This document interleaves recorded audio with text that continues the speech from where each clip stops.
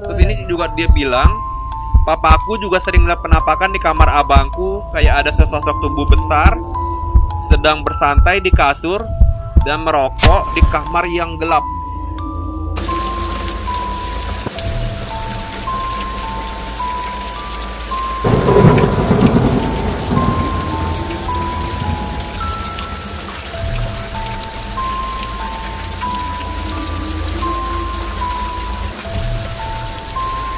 Kembali lagi bersama saya Caupung. Kali ini kita akan menceritakan konten malam Jumat. Oke, kali ini saya akan bawa handphone sambil bercerita ya. Soalnya mungkin saya bisa hafal panjang banget. Cerita pertama saya ambil dari cerita dari yang namanya, dia bilang panggil saja aku Stefania. Suasana agak sedikit horor ya, soalnya hujan cuy. Hujan, jadi suara hujan juga bisa kerekam nih. Aku bacain ya. Cerita pertama, hai Kak Caupung, aku mau bagi pengalaman hororku nih. Dari aku remaja, panggil saja aku Stefania.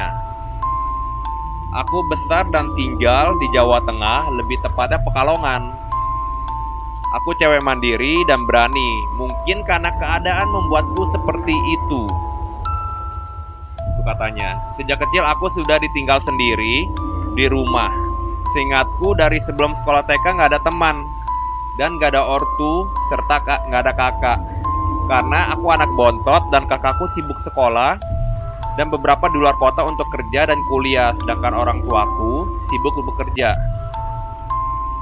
Ini kayaknya bagian terbaiknya nih. Cerita pertama waktu itu, sekitar kelas 1 SD sampai umur 6 tahun. Malam-malam, kira-kira jam 7, ada kakak dan temannya juga. Tapi mereka sedang asik sendiri. Jadi aku di depan TV sibuk bermain boneka. Seketika itu, seperti ada yang menatapku dari arah pintu kamarku. Refleks aku menoleh ke arah pintu. Tapi nggak ada apa-apa kok, dia bilang. Aku pun kembali bermain. Tak lama kemudian, kembali kurasakan panggilan dari arah pintu. Dan saat aku menoleh, ada anak kecil yang kurasa mirip diriku. Rambutnya dipotong pendek, sependek leher.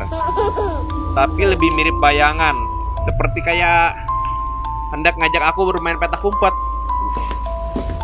Bayangin, lagi main boneka sendirian anak kecil. Itu umur kelas berapa tadi ya? Kelas 6 tahun. Iya, 6 tahun. Kelas 1 SD. Kelas 1 SD main boneka sendirian. Terus tiba-tiba ada yang ngajakin main petak umpet seumuran.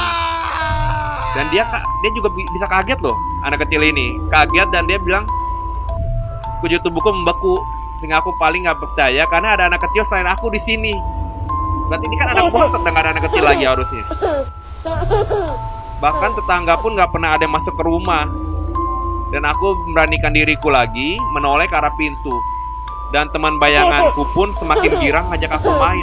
Itu berarti nyata banget ya? Nyata banget tuh pasti. Saking takutnya aku terperanjat dan lari ke arah kakakku dan temannya. Aku menyerbu tengah-tengah mereka. Ya pasti panik lah, soalnya kan takut. Kelas 1 SD loh, tapi dia udah bisa ngerti ya. Terus malam itu aku nggak berani menceritakan apa yang baru saja aku alami. Kenapa ya dia nggak berani cerita ya? Mungkin masih suasana ketakutan kan. Apalagi kalau lagi malam-malam kita cerita horor gitu kan pasti lebih tambah takut tuh. Tapi biasa kalau anak kecil suka laporan ya. Iya. Tapi itu kurasa sih dia udah beranjak dewasa juga, ngerti apa itu hantu atau setan yang serem-serem gitu. Tapi itu keren sih, itu kayak benar-benar cerita film ya. Jadi anak kecil itu lagi main sendirian, terus diajak main boneka. Bayangin aja tuh temen bayangannya manggil-manggil. Oh my god. Gue merinding aku. Sekarang cerita kedua ya. Oke, next cerita kedua masih dari si Stefania. Dia bilang, aku pindah ke rumah nenek dan kali ini lebih konyol kejadiannya. Kami menempati rumah di ujung gang. Memang pinggir jalan raya, tapi belakang rumah adalah kuburan Belanda yang sekarang itu pemakaman umum yang dikenal dengan sebutan Bong. Wow, rumahnya dekat sekali dengan pemakaman ya. Di dalam rumahku ada sumur tua. Ini lebih fantastis nih. di dalam rumahku ada sumur tua yang umurnya lebih dari 100 tahun. 100 tahun, bayangin. Aku nggak tahu persis kapan sumur itu dibuat, tapi menurut eyang moyangku, sumur itu dulu tempat pemberhentian tentara Belanda membasuh tubuh. Tentara Belanda ini berarti masih zaman penjajahan ya? Iya. Kan itu tadi kuburan Belanda kan? Gila, ngeri juga. Dan sekitar tempat itu hanya ada semak-semak ilalang. Singkat cerita, saat aku baru masuk SMA, dan saat itu baru tenar-tenarnya HP di kalangan anak SMA. Berarti HP pertama kali itu kayak Nokia kali ya? Oh ya, Nokia yang batangan gitu kan? Dan aku sedang tengkurap main game di HP. Wah, berarti main yang kayak cacing-cacing itu ya? Wow. ular itu. Nah, sambil membelakangi TV, di rumah hanya ada aku dan papa. Suatu kebiasaan, papa bersantai di pintu depan dan mengamati lalu lalang orang lewat. Karena rumah kami pinggir jalan raya, tapi aku menyadari papa lewat samping kananku dan menuju ke toilet. Berbelok ke tujuh. Berarti ini pas-pasan nih berarti ya? Berarti lewat di samping kan? Lewat di samping, dia lihat papanya lewat di samping menuju ke toilet. Terus sampai kira-kira 10 menit, aku pun mulai merinding dan nggak menyadari lampu toilet yang belakang itu belum menyala. Papanya masih ke toilet. Nggak nyalain lampu. Nggak nyalain lampu, udah 10 menit. Dan nggak ada suara air. Aneh ya?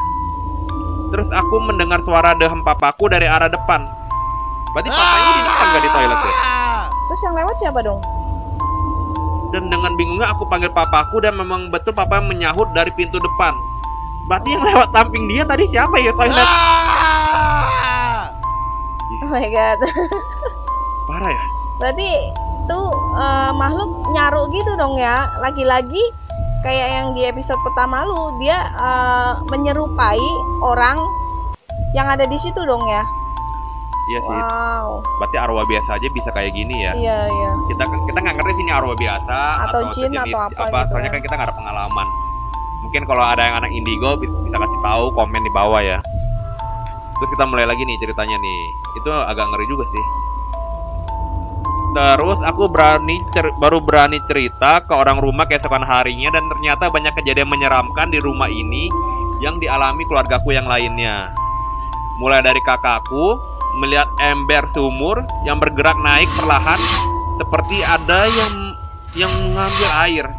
Ember di sumur kan kalau oh iya benar juga sih, troli apa ya, katrolnya itu katrol berarti ya? Katrol itu kan naik dong ya, ditarik kan ember naik ya? Iya. Berarti kayak ngambil air gitu. Terus pas lagi disamperin ternyata kosong, dan seolah makhluk tak kasat mata itu pun kaget sambil lepasin tali ember sumur. Terus embernya langsung jatuh. Bisa gitu ya? Kenapa dia mesti kaget? Nggak tahu juga. Kayak artinya kita yang kaget. Kayaknya dua-duanya kaget gitu ya. Tapi ini ngeri loh, benar. Sampai bisa kasih lihat sampai kayak gitunya ya. Terus ini juga dia bilang, papaku juga sering melihat penampakan di kamar abangku, kayak ada sesosok tubuh besar sedang bersantai di kasur dan merokok di kamar yang gelap.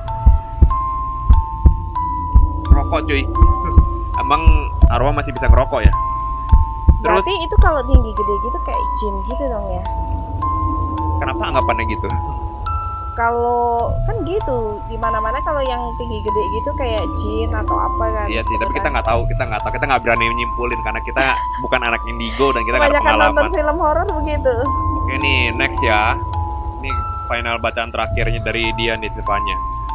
Kakak perempuanku dan aku dijahilin saat bersamaan di rumah itu. Saat aku kecil, belum pindah ke rumah ini. Aku hanya berlibur ke rumah yang dulu tempatin nenek semasa hidup. Karena aku masih kecil, aku mandi di samping sumur dan kakakku di kamar mandi. Kami join sabun cair. Sumur yang tadi dong ya ini ya? Oh iya, sumur yang 100 tahun tadi ya? Berarti ceritanya dia, flashback ya ke belakang ya. Dia waktu masih kecil kan tadi dia bilang. Iya, ini flashback waktu, berarti dia masih kecil ya? Belum pindah ke rumah ini. Waktu belum pindah rumah. Terus dia bilang, ini cerita lagi mandi, join sabun cair. Dia mandi di samping sumur, yang satu lagi mandi di kamar mandi. kakaknya. Terus awalnya aku pakai sabun cair dan setelah saya pakai langsung ku taruh di bawah celah pintu kamar mandi. Tapi kakakku marah-marah, katanya aku lama banget pakai sabunnya. Terus ku bilang sama dia, itu loh dari tadi kan udah ku taruh di bawah pintu. Nah, yang dilihat kakakku saat aku ngomong seperti itu adalah tangan mungilku baru meletakkan sabunnya. Padahal dari tadi dia udah taruh.